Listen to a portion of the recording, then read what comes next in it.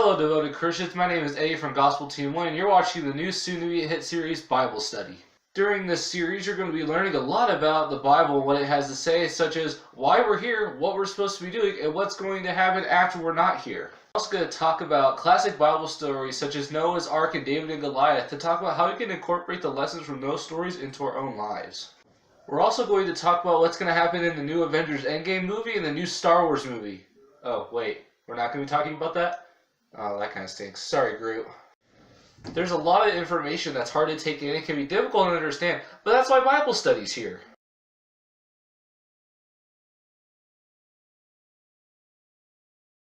So I decided to focus our first episode on strength. And no, I don't mean the physical strength, such as whether or not you were able to stop a helicopter from flying away like Captain America in Captain America Civil War. I'm talking about the strength that's inside each and every one of us, that Jesus gives us in order to go out in the world and do His good works. And in order to explain that, I want to talk about a movie you may or may not have seen. And no, it is not a Marvel or Star Wars movie yet. The movie I want to talk about is called Hacksaw Ridge, and it stars Andrew Garfield and is set during World War II. In the fight between Japan and us. It takes place on Hacksaw Ridge, which is the location, henceforth the name of the movie, and it stars a man named Desmond Doss, who wants to serve in the military, but he refuses to pick up a rifle. He's trying to follow one of the Lord's 10 Commandments, thou shalt not kill, and he wants to serve as a war medic, because he believes that if he does that, he's helping people, but doesn't have to kill them at the same time. A lot of military people disagree with him, so he ends up actually being arrested for refusing to do something just based off of his beliefs. And he almost gets arrested and ends up in a military prison for the rest of the war. But by miracle, he ends up being allowed to go to Hacksaw Ridge and serve as a war medic without a single weapon to defend himself. Now, I'm not going to say too much about the movie because I do believe you should watch it because it definitely inspires me. But I do believe that it does serve a great example for what we're going to be talking about today, and the strength that the Lord gives us to stand up against people when we know what they're saying is wrong. There's a lot of peer pressure that pops up in our real world, whether it's making fun of this person at school, or talking about someone behind someone's back, or whether or not you want to see the new Avengers Endgame movie or the next Star Wars movie instead of reading your Bible. I'm sorry. That'll be the last pop culture reference out of me for the rest of this video. But Groot stays. He's technically a pop culture reference, but he's going to stay. And although that peer pressure ultimately comes from the people around us, really the original source of that peer pressure comes from the devil, who tries to steer us away from the Lord into his own devilish deeds. Is that a word? Devilish deeds? I don't even know. Well, I kind of like the sound of it, so we're just going to go with it. But it's times like when the devil is trying to draw us away from the Lord is when we need Him the most, which leads me to my first Bible passage. I'm going to be reading from the NIV version of the Bible, and I'm going to have three main verses I'm going to go over today. And the first one is Psalms 22:19, which says, "But you, Lord, do not be far from me. You are my strength. Come quickly to help me." And what that means is that when we feel like that we're wavering in what the Lord wants us to do, the simple thing to do is to ask Him for help. Because that's why He's there. He's there to help us and guide us when we're doing His good work. And if we're confused with what we're supposed to be doing, we can't do His good work. So the logical thing to do would be to talk to Him.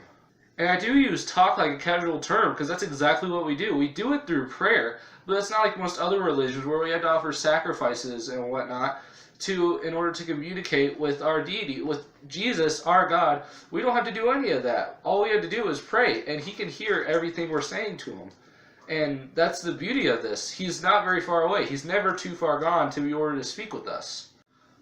Although strength is something that is inside of us, we don't always have enough of it, which is why we need Jesus even more to give us that strength to help each other and others around us, as well as ourselves. Because if we can't help ourselves, then we're not able to help those other people. We have an infinite source of this strength, and this strength comes from Jesus. Taking an Uncrustable break.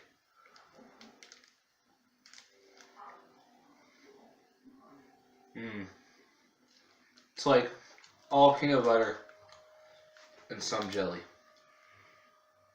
Just the way I like it. Groot, do you want some? No? No? Okay.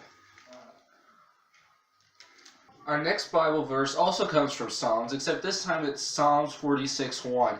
And it also plays on the role of how when we need help, we call Jesus. It reads, God is our refuge and strength, and ever-present help in trouble.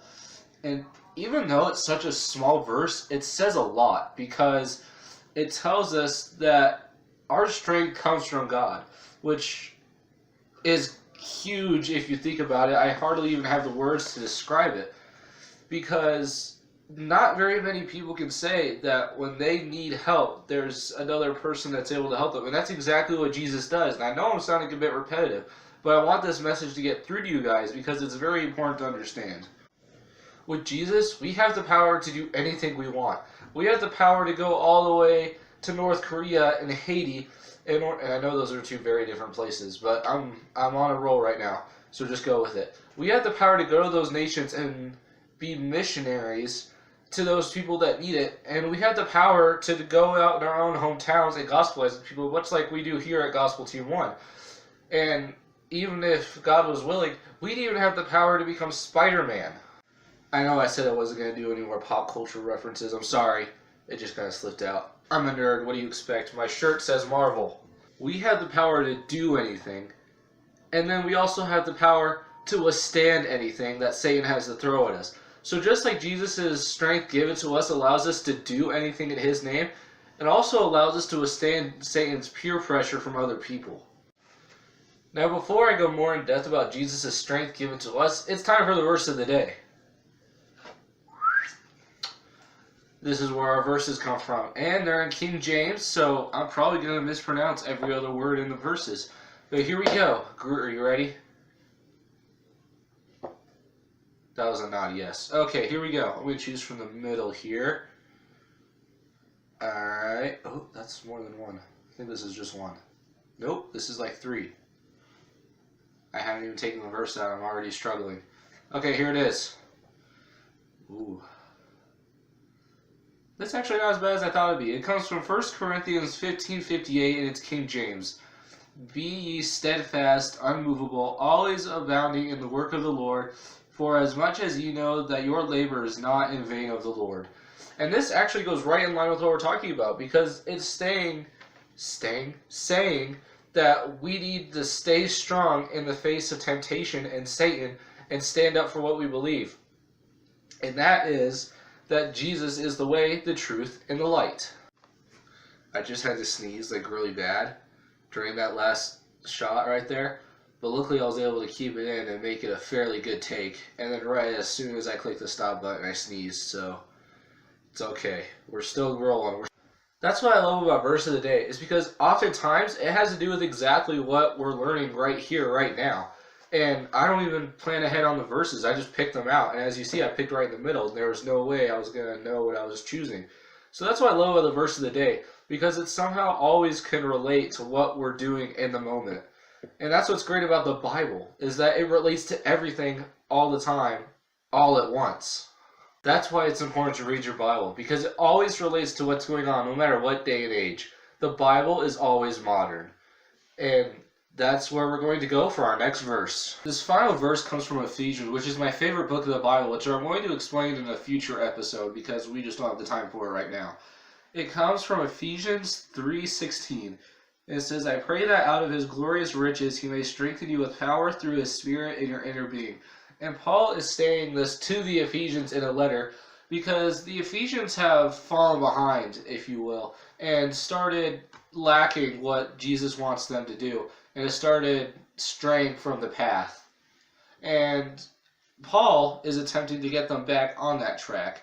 And by saying this, he's telling them that they should ask for strength from Jesus to give to them so that way they don't stray anymore.